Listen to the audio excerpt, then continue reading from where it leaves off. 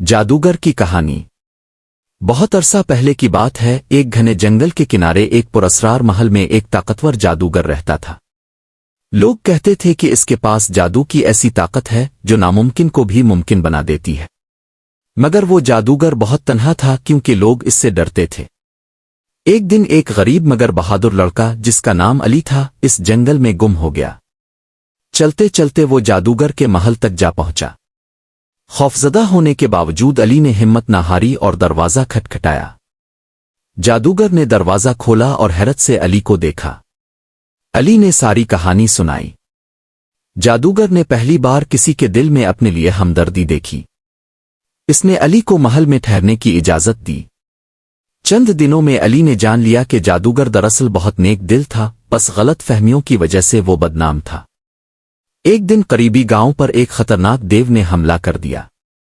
गांव वाले मदद के लिए किसी को ढूंढ रहे थे मगर कोई आगे ना आया।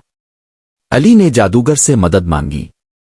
जादूगर ने अपनी ताकत से देव को शिकस्त दी और गांव को बचा लिया। इस दिन के बाद लोग जादूगर से डरने के बजाय इसकी इज्जत करने लगे। जादूगर की तन्हाई खत्म हो गई और अली इसका सबसे अच्छा दोस्त बन गया। गांव को देव से बचाने के बाद जादूगर और अली की शोहरत दूर दूर तक फैल गई। लोग अब जादूगर को डर की नज़र से नहीं बल्कि एहतराम की नज़र से देखते थे। मगर हर खुशी के साथ एक नया इम्तिहान भी आता है। एक दिन दूर दराज पहाड़ों से एक सिया जादूगरनी गांव में आई। वो जादूगर की ताकत से हसद करती थी और चाहती थी कि सारी ताकत सिर्फ इसी के पास हो। इसने चालाकी से गांव में खौफ की फिजा फैला दी और लोगों को दोबारा जादूगर के खिलाफ भड़काना शुरू कर दिया। लोग शक में पड़ गए। कुछ ने जादूगर से मुंह मोड़ लिया मगर अली को अपने दोस्त पर मुकम्मल यकीन था। इसने जाकर जादूगर को सारी बात बता दी। जादूगर मुतमईन रहा और बोला, सच हमेशा आखिर में जीतता है। अचानक एक रात गांव पर अंधेरी आंधी छा गई। ये इसी जादूगरनी का जादू था। दरख्त उखड़ने लगे, घरों की छतें उड़ने लगे। लोग घबरा कर दोबारा जादूगर के पास मदद के लिए आए। जादूगर ने बगैर किसी शिकवे के फौरन अपनी छड़ी उठाई और अली के साथ गांव की तरफ रवाना हो गया। सख्त मुकाबला हुआ। सिया जादूगरनी ने भरपूर ताकत इस्तेमाल की मगर जादूगर ने सच्चाई, हिम्मत और नेक नीति के साथ उसके जादू को तोड़ दिया। आखिरकार जादूगरनी शिकस्त खाकर भाग गई। अब लोगों को अपनी गलती का एहसास हुआ। वो शर्मिंदा होकर जादूगर के पास आए और मुआफी मांगी। जादूगर ने सबको मुआफ कर दिया। अली ने खुश होकर कहा, देखा, मैं कहता था ना हमारा जादूगर अच्छा है। इस दिन के बाद गांव में हमेशा के लिए अमन कायम हो गया और लोग सच और दोस्ती की ताकत को पहचान गए। अमन कायम हुए कुछ ही दिन गुजरे थे कि एक अजीब वाकया पेश आया। जंगल के दिल में वाक़े रोशन चश्मा अचानक खुश्क होने लगा। यही चश्मा पूरे गांव को पानी फराहम करता था। लोग परेशान हो गए, खेत सूखने लगे और जानवर प्यास से निढाल होने लगे। गांव के बुजुर्गों ने बताया कि यह चश्मा एक कदीम जादू की वजह से बहता था। अगर यह मुकम्मल तौर पर खुश्क हो गया तो पूरा इलाका बंजर हो जाएगा। अली फौरन जादूगर के पास गया और इसे सारी बात बताई। जादूगर गहरी सोच में पड़ गया और बोला, ये किसी बड़े जादू के बिगड़ने की निशानी है। हमें खुद जाकर देखना होगा। अली और जादूगर एक लंबे और खतरनाक सफर पर रवाना हुए। रास्ते में उन्हें तेज दरिया, ऊंचे पहाड़ और घने जंगल उबूर करने पड़े। कई बार अली हिम्मत हारने लगा मगर जादूगर इसे हौसला देता रहा। बिलाखिर वो रोशन चश्मे तक पहुंचे। वहां उन्होंने देखा कि सिया जादूगरनी का साया अब भी मौजूद था। इसने जाते जाते चश्मे पर आखिरी लानत छोड़ दी थी। चश्मे के बीच एक जादुई पत्थर था जिस पर सिया निशान बन चुके थे। जादूगर ने अली से कहा, इस जादू को तोड़ने के लिए सिर्फ ताकत नहीं बल्कि खालिस नियत भी चाहिए। तुम्हें मेरा हाथ पकड़ना होगा। दोनों ने हाथ में हाथ डालकर दुआ और नेक नीति के साथ अपना ध्यान मरकूज किया। अली की सच्चाई और जादूगर की ताकत एक हो गई। एक जोरदार रोशनी फैली, सिया निशान टूट गए और चश्मे से दोबारा साफ और शफाफ पानी बहने लगा। गांव में खुशी की लहर दौड़ गई। लोग झुंड की सूरत में चश्मे को देखने आए और अली और जादूगर का शानदार इस्तकबाल किया। اب علی صرف ایک بہادر لڑکا نہیں رہا تھا بلکہ گاؤں کا ہیرو بن چکا تھا۔ روشن چشمے کے دوبارہ جاری ہونے کے بعد گاؤں میں خوشحالی لوٹ آئی۔ ہر طرف ہریالی، کھیتوں میں فصلیں اور لوگوں کے چہروں پر مسکراہٹیں تھیں۔ علی اب صرف ایک عام لڑکا نہیں رہا تھا بلکہ سب اس کی عزت کرنے لگے تھے۔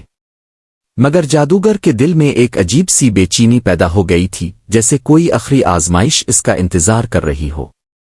ایک رات آسمان پر سرخ چاند نکلا۔ جادوگر نے اسے دیکھتے ہی گھبرا کر کہا، علی، یہ نشان اچھا نہیں۔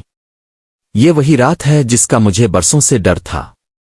علی نے حیرت سے پوچھا، کیسی رات استاد جی؟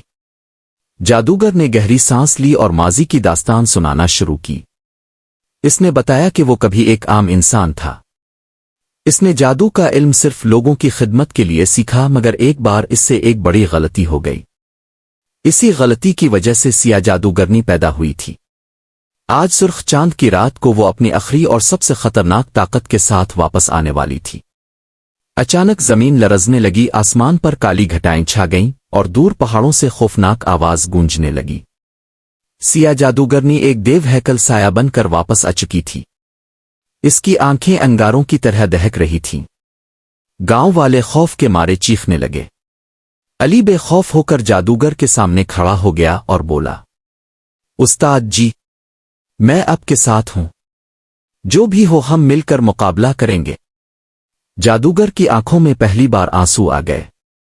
بیٹا، یہ لڑائی صرف طاقت کی نہیں، قربانی کی ہے۔ شدید جنگ شروع ہو گئی۔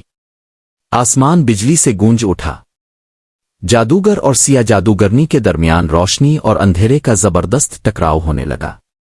علی بھی پوری ہمت کے ساتھ جادوگر کے پاس کھڑا رہا اور دعائیں پڑھتا رہا۔ آخر ایک لمحہ ایسا آیا جب جادوگر کو اپنی ساری طاقت ایک ہی وار میں استعمال کرنی پڑی۔ اس نے علی سے کہا، اپنی آنکھیں بند کرو اور سچائی پر یقین رکھو۔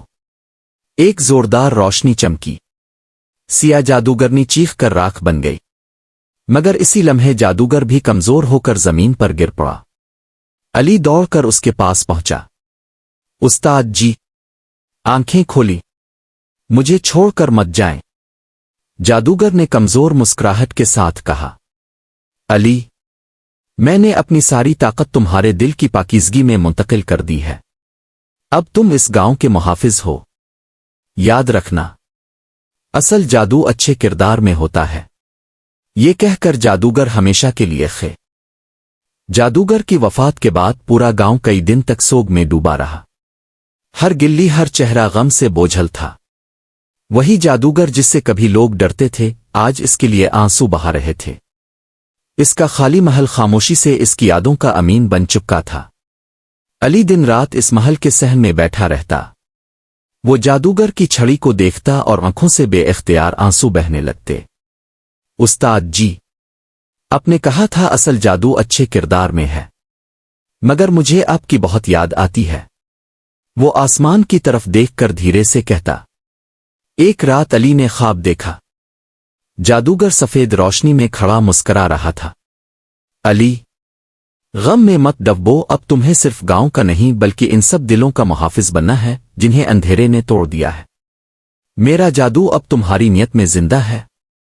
علی کی آنکھ کھل گئی۔ اس کا دل عجیب سی طاقت اور سکون سے بھر گیا۔ اس نے پہلی بار محسوس کیا کہ جادو صرف چھڑی میں نہیں، اس کے اپنے اندر بھی زندہ ہے۔ ایک نیا خطرہ۔ کچھ مہینے امن سے گزر گئے۔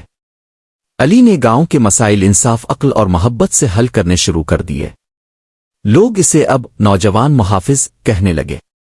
مگر ایک دن دور پہاڑوں سے ایک زخمی پرندہ گاؤں میں آ گرا۔